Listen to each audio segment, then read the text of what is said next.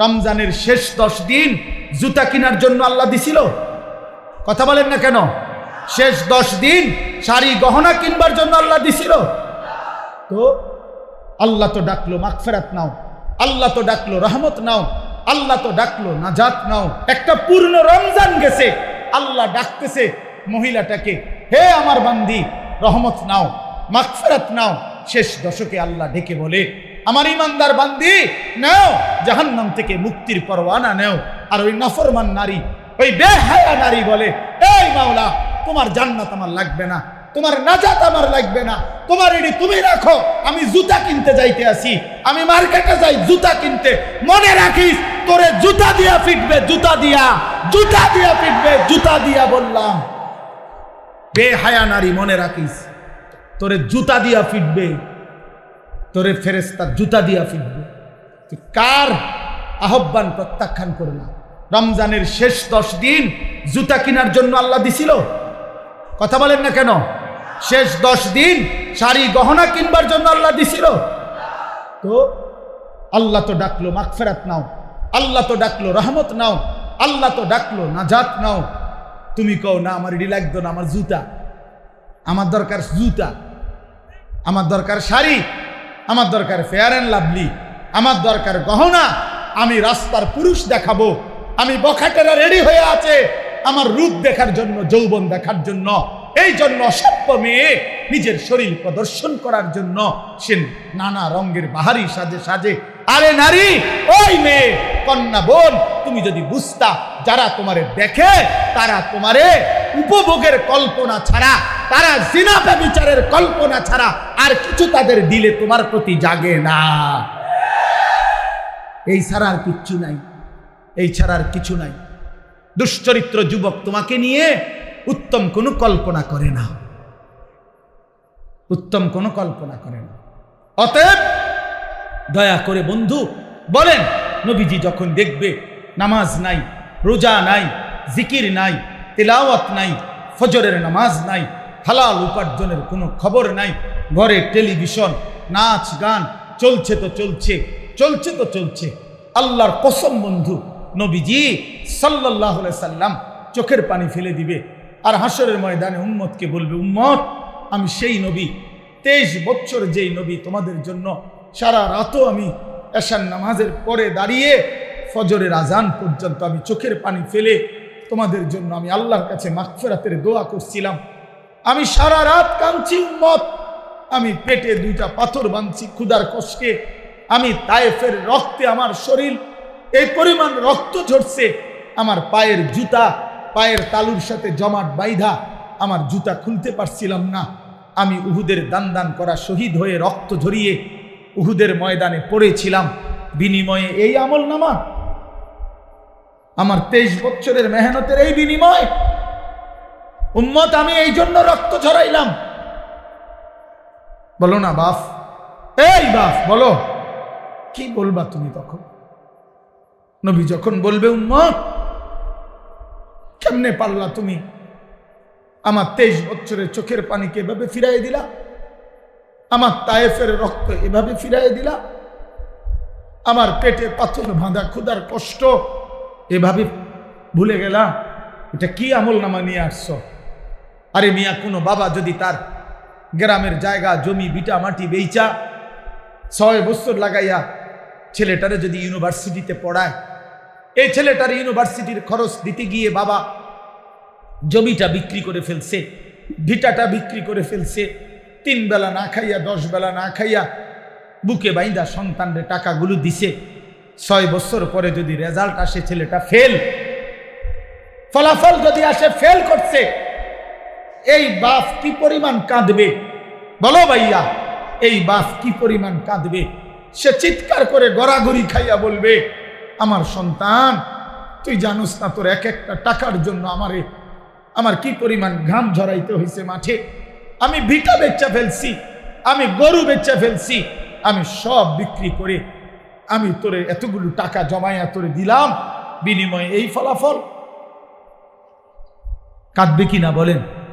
তো নবী বলবে না, এটা উম্মত আমি 23টা বছরের চোখের পানির বিনিময়ে এই, আমার তায়েফের রক্তের বিনিময়ে এই, হ্যাঁ বলো ভাইয়া, বলো, বলেন বাপ, যারা 60 বছর বয়স হয়েছে এখনো বিড়ি সিগারেট ছাড়তে পারলেন না, কখন ছাড়বেন? যাদের বয়স হয়ে গেছে 60 বছর এখনো গালিগালাজ ছাড়া কথা বলতে পারেন না, কখন ছাড়বেন? এখনো সময় হয় নাই? মরতেন না? কবরে যাইতেন না? আলা ইয়াযুন্নু উলাইকা আন্নাহুম মাবউসুন। আল্লাহ কোরআনে বলছে আলা ইয়াযুন্নু উলাইকা আন্নাহুম মাবউসুন। এই নাফরমান, এমন করছো কেন বান্দা? তুমি কি হাসরের ময়দানে উঠবা না? আল্লাহ জিজ্ঞেস করছে, আল্লাহ নিজে বলছে বন্ধু, আরে বান্দা এরম করস কা?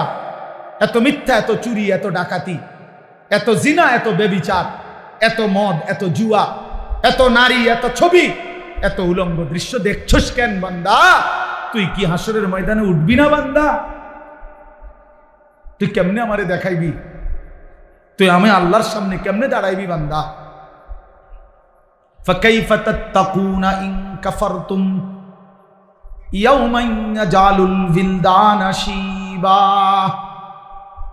রব্বে করিম আল্লাহ বলে, বান্দা দিবানিশি যে আমি আল্লাহর নাফরমানি করছো বান্দা। আল্লাহ বলে, বান্দা আমি জানতে চাই বান্দা, এই যে দিবানিশি নাফরমানি করছো, ওই হাসরের দিন তুমি কেমনে বাঁচবা বান্দা? এই হাসরের দিন জানো নাকি বান্দা? একদিনেই তো দুঃখ, কষ্ট, যন্ত্রণা আর আযাবে। হাসরের একদিনেই কোলের বাচ্চা বুড়া হয়ে যাবে, বুড়া হয়ে যাবে। ফাকাইফা তাত্তাকুনা ইন কাফারতুম ইয়াউমান ইয়াজালুল বিলদানা শিবা। একদিনেই কোলের বাচ্চা বুড়া হয়ে যাবে। মানুষ বলে না যে এই একটা 15 দিনের এই যন্ত্রণায় আমার চুলটা পাইকা গেছে, বলে কি না বলে? এই 3 মাসের বেদনায় আমার চুল পাইকা গেছে। রব্বে করিম বলে, আখিরাতের একদিনের যন্ত্রণায় কোলের বাচ্চা বুড়া হয়ে যাবে।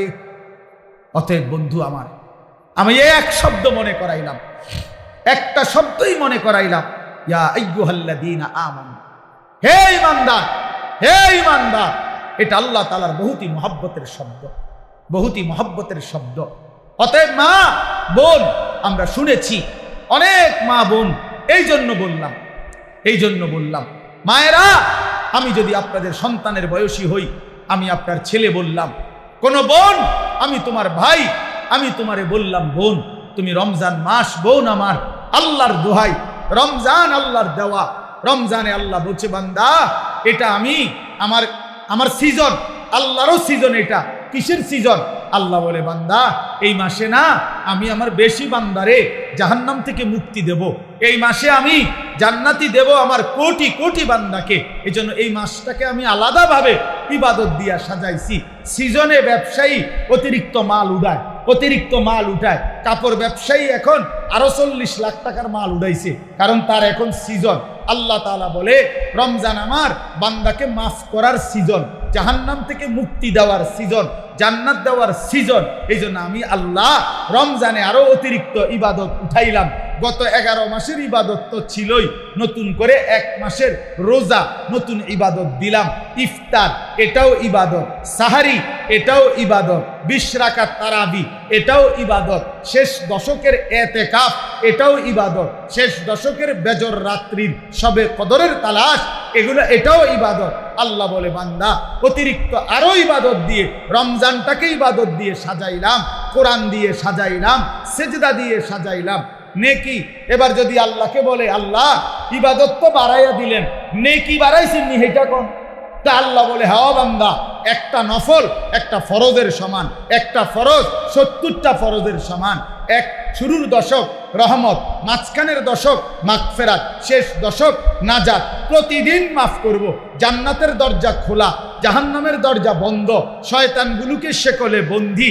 এই সব ব্যবস্থাপনা করে আমি চাই শুধু আমার বান্দা সেজদা দিবে, বন্দিগি করবে, রোজা রাখবে, ইফতার করবে, সাহারি করবে, 20 রাকাত তারাবি পড়বে, মিথ্যা ছাড়বে, চুরি ছাড়বে, ডাকাতি ছাড়বে, জিনা ব্যভিচার ছাড়বে। আর পুরা রমজান প্রতিদিন আমার বান্দা শুধু জান্নাতেই ঢুকবে, জান্নাতেই ঢুকবে, জান্নাতেই ঢুকবে। লাআল্লাকুম তাত্তাকুন। এজন্য আল্লাহ বলছে আমি এক মাসেই কুতিবা আলাইকুমুস সিয়াম কামা কুতিবা আলাল্লাযীনা মিন ক্বাবলিকুম, আমি আল্লাহ পূর্ববর্তী ইমানদার উম্মতের মতো তোমাদের উপরে রোজা ফরজ করলাম, কষ্ট দেওয়ার জন্য না, ভোকে কষ্ট দেওয়া তোমাদেরকে নয়, বরং আমি আল্লাহ লাআল্লাকুম তাত্তাকুন, মুত্তাকি বানানোর জন্য। মুত্তাকি মানেই জান্নাতি, জান্নাতি মানেই মুত্তাকি।